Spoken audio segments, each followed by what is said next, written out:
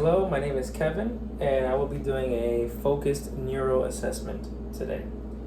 Okay, so I'll come in and introduce myself. Hi, my name is Kevin. I will be doing a neurological assessment today.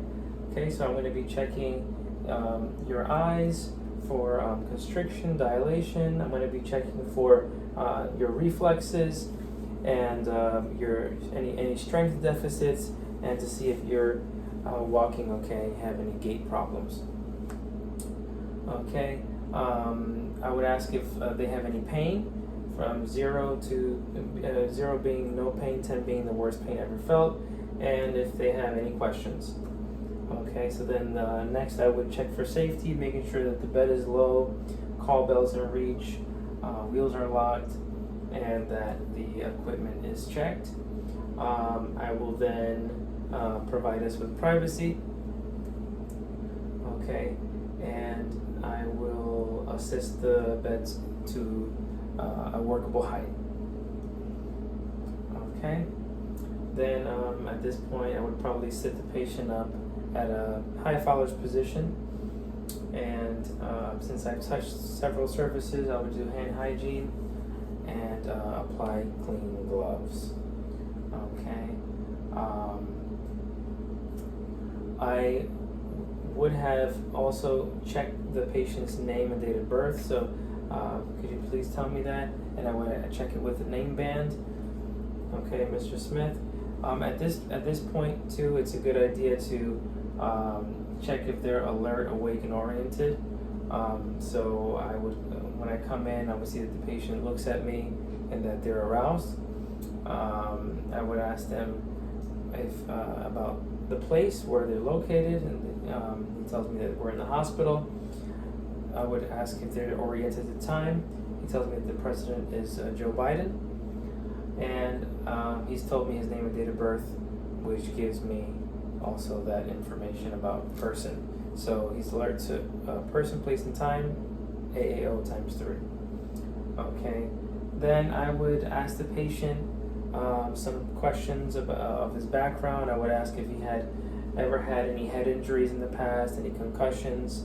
I would ask if he has any history of headaches, any visual deficits. I could ask if there were any psychological differences, such as agitation or problems sleeping, getting rest. I would ask if there's been any altered consciousness, or any family history of Parkinson's or any other neurological condition. Then at this point I would proceed with the focused assessment. So I would check for Perla. I would use my pen light, flash it in each eye to see constriction. All right, and I would notice that the pupils are equal, round, reactive to light, and I would check for accommodation, ask the patient to look at my pen, and then look at the far wall. Close up, the eyes should constrict, and far away, they should dilate. Then I would check for extraocular movements, tell the patient to look at my pen, and I would make a plus sign as he follows my pen. Okay, so I would go up, down, left, right, and then I would make an X, and that would complete my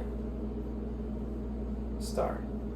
Okay, he should be following in all those directions. Then I'm going to see if the patient can follow commands. I would ask the patient to wiggle their toes and fingers and arms and legs, okay, just to see all the movements of all extremities. I would assess for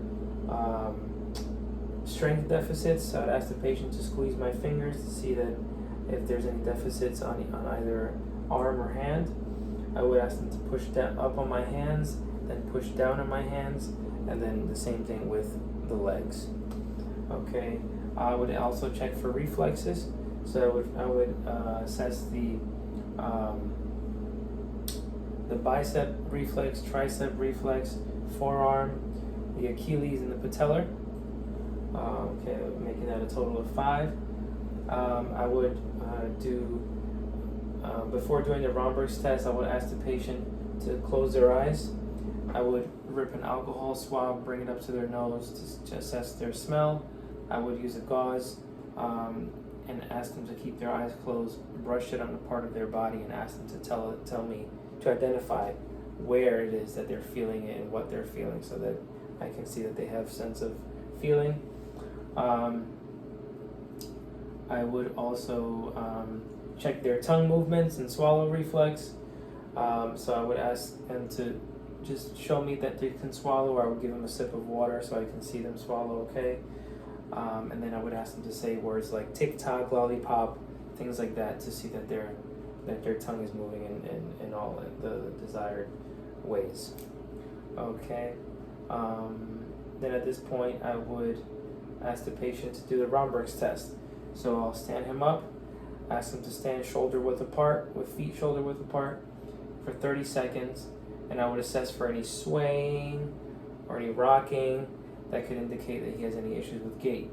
Okay, so for 30 seconds I would do that, eyes open, and then 30 seconds again with eyes closed. And if he doesn't sway, that's a negative test. Then I would want to assess gait while walking. So I would, as I stand next to the patient, I would ask them to walk a few steps forward.